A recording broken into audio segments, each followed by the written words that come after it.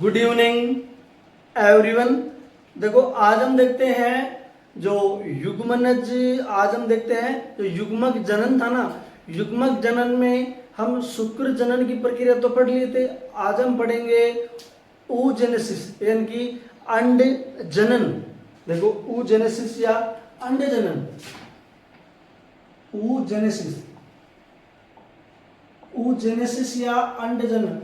देखो oogenesis या अंड जनन में क्या होता है, देखो oogenesis और अंड जनन ध्यान रखना, शुक्र जनन की प्रक्रिया अलग होती है और अंड जनन की प्रक्रिया अलग होती है, दोनों में काफी भिन्नता होती है। देखो अंड जनन की जो प्रक्रिया होती है ना, ये एक असतत प्रक्रिया होती है। क्या बताओगे कि एक असतत प्रक्रिया होती है। अंड जनन की प्रक्रिया क्या होती है, एक असतत प्रक्रिया होती है। अब ध्यान रखना, जब अंड जनन की प्रक्रिया असतत है तो इसका प्रारंभ कहाँ पे होता है, यानी कि जो लड़की होती है ना उसकी भ्रूणीय अवस्था में। ध्यान रखना, अंड जनन की प्रक्रिया कहाँ पाई जाती है, लड़कियों में पाई जाती है, यानी कि प्रारंभ भ्रूणीय अवस्था में। क्या बताएंगे, प्रारंभ भ्रूणीय अवस्था में, प्रारंभ भ्रूणीय अवस्था में, प्रारंभ भ्रूणीय अवस्था में। ठीक है, जब इसका प्रारंभ भ्रूणीय अवस्था में हो गया तो समापन कहाँ पे होगा, ध्यान रखना, इसका समापन कहाँ पे होता है, इसका समापन बताओगे, यानी कि शुक्राणु अंड कोशिका में प्रवेश करने के पश्चात इसका समापन हो जाता है।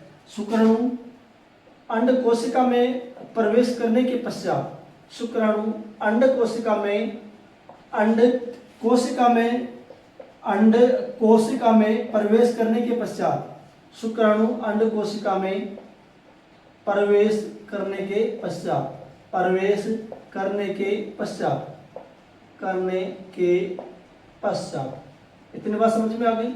अब देखो, यानी कि उगोनिया, उगोनिया या female germ cell, female germ cell. अब ध्यान रखना, जो oogonia या फीमेल जर्म सेल होता है, इसमें क्या होता है, ध्यान रखना, माइटोटिक डिवीजन होता है, यानी कि समसूत्री विभाजन होते हैं। इसमें क्या होते हैं, समसूत्री विभाजन। जब इसमें समसूत्री विभाजन होंगे तो ध्यान रखना, इसमें प्राइमरी oocytes का निर्माण होता है, प्राइमरी oocytes का निर्माण होता है। किसका निर्माण होता है, प्राइमरी oocytes का। अब बच्चों ये चीज ध्यान रखना, जब इसमें प्राइमरी oocytes का निर्माण हो गया, कब हो गया, जब उगोनिया में समसूत्री विभाजन हुआ, समसूत्री विभाजन होने के बाद प्राइमरी oocytes अब बन गए। अब देखो ये जो सारी प्रक्रिया होती है ना, ये सारी प्रक्रिया कहाँ पे होती है, भ्रूणीय अवस्था में। कहाँ पे होती है, भ्रूणीय अवस्था में। कहाँ होगी, भ्रूणीय अवस्था में। अब देखो भ्रूणीय अवस्था में। अब देखो जब लड़की का जन्म होगा, यानी कि जब लड़की जन्म ले लेती है तो हम यहां लिख देते हैं जन्म के बाद, जन्म के बाद, जन्म के बाद। अब ध्यान रखना, जन्म के बाद क्या होता है, जो ये समसूत्री विभाजन हो रहा था ना, तो ये क्या हो जाता है, रुक जाता है। तो हम लिख देंगे विभाजन रुक जाता है और प्राइमरी oocyte बनना क्या हो जाती है, बंद हो जाती है, विभाजन रुक जाता है। अब देखो ये विभाजन रुक गया, विभाजन रुक जाता है। अब रुकता कहाँ, रुकता कहाँ पे है, प्रोफेज फर्स्ट के डिप्लोटिन अवस्था में ये विभाजन रुक जाता है। तो हम यहां लिख देते हैं प्रोफेज फर्स्ट के डिप्लोटिन अवस्था में। कहाँ रुकता है, प्रोफेज, प्रोफेज फर्स्ट के डिप्लोटिन अवस्था में,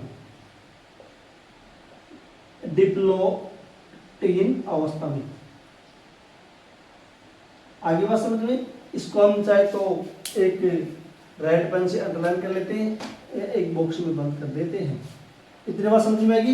विभाजन हुआ तो विभाजन हो, यानी कि प्राइमरी oocytes विभाजन रुक जाता है, यानी कि प्राइमरी oocytes बनते विभाजन रुक जाता है और रुकता कहाँ है, प्रोविंस के डिप्लोइडिन अवस्था में। अब देखो,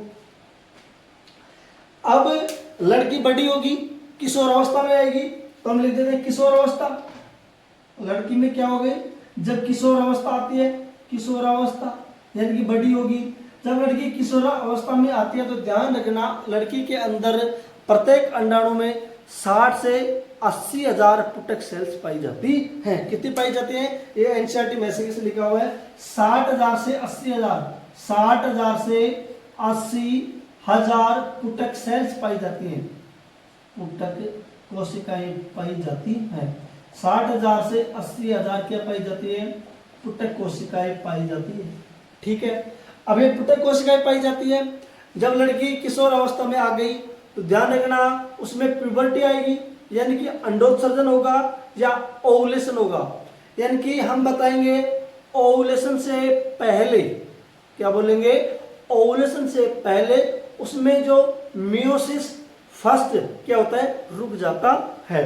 देखो, ओवुलेशन या अंडोत्सर्जन, अंडोत्सर्जन,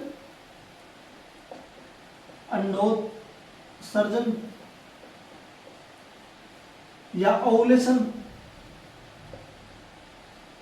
अब देखो, ये अंडोत्सर्जन या ओवुलेशन क्या कब रुक जाता है, जब इसमें अंडोत्सर्जन या ओवुलेशन प्रारंभ होता है ना, उससे पहले ही क्या हो जाता है, इसमें मियोसिस फर्स्ट पूरा हो जाता है।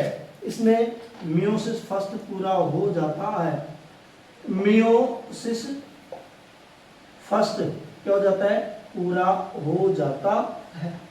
जब मियोसिस फर्स्ट पूरा हो जाता है तो ध्यान रखना, इसमें असमान विभाजन होता है। जब इसमें असमान विभाजन होता है तो हमें दो संरचनाएं दिखाई देती हैं। एक बड़ी संरचना होती है जिसको हम सेकेंडरी oocytes बोलते हैं, और एक छोटी संरचना बनती है उसको हम फर्स्ट पोलर बॉडी बोलते हैं। अब देखो, इसको हम आगे देखते हैं, इसको मिटा रहा हूं। देखो, ये अंडोत्सर्जन हो गया यानी कि ओवुलेशन, तो हमें दो संरचनाएं दिखाई देती हैं। एक संरचना कौन सी हो गई, सेकेंडरी oocytes। देखो, दो संरचनाएं, एक संरचना कौन सी होती है, सेकेंडरी oocyte, और एक कौन सी होती है, first polar body, first polar body.